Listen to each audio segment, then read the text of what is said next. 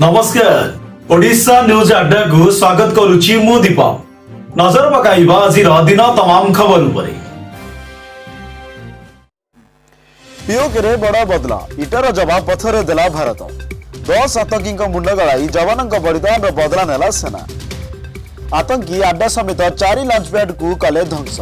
4 रु 5 पाकिस्तान रेंजर निहत होइथिबा सूचना। एणिकी घरोई आंबुलांस को भी नियंत्रण करिवे सरकार। उभय सरकारी और घरोई आंबुलांस रे लागिबो जीपीएस ट्रैकिंग मशीन। दुर्घटनाग्रस्त को तुरंत सेवा जगाइबा पई प्रयास। एपटे एक प्रकार स्वास्थ्य अवस्था। दशपल्ला गोष्ठी स्वास्थ्य केन्द्र में अभावन दृश्य। धक्का खाइबा बिना गड़ू नहीं आंबुलांस। राज्यपाल जरिया प्रधानमंत्री को चिठी। आरसीईपी बुझामणा हेले साकार हबनी मेक इन इंडिया स्वप्न। बुझामणारे हस्ताक्षर न करने को मोदी को स्वदेशी जागरण मंचर दाबी।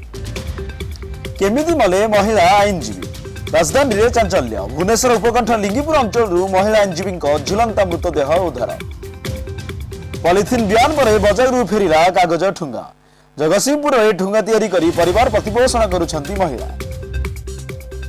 गछमूले अंगनवाड़ी केतेबेले साप तो केतेबेले बेल डराउछि। घरटिए नाही बोली बाजीरे लागिछि कुन्नी पिलांक भविष्य। केबे पड़िबो सरकारी आखि। रियाम शोरे अध्यापिका कॉलेज पिलांक सह साड़ी पिंधि राम रे चलिले मैडम। युक्त 3 प्रथम वर्षर छात्री को स्वागत करिया पाई काकटपुर स्थित महिला कॉलेज रे आयोजित होइथिला कार्यक्रम।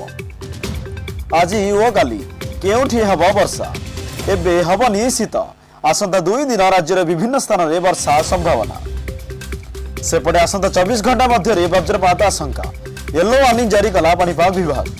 नजर पकाइबा खेल खबर उपरे। आईपीएल रे आउ जने ओडिया क्रिकेटर को मिली पारे सुजोग। मुंबई इंडियंस पक्षर ओडिया खेलाड़ी पप्पू राय को आसिला डाकरा।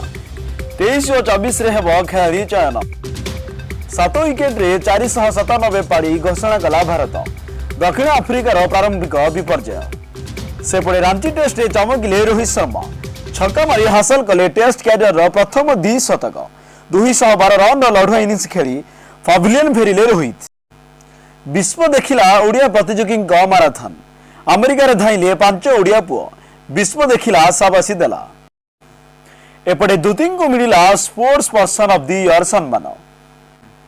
सबु फॉर्मेट अवसर नेले ओडिशा क्रिकेट टीम रो पूर्वतन अधिनायक हलधर दास।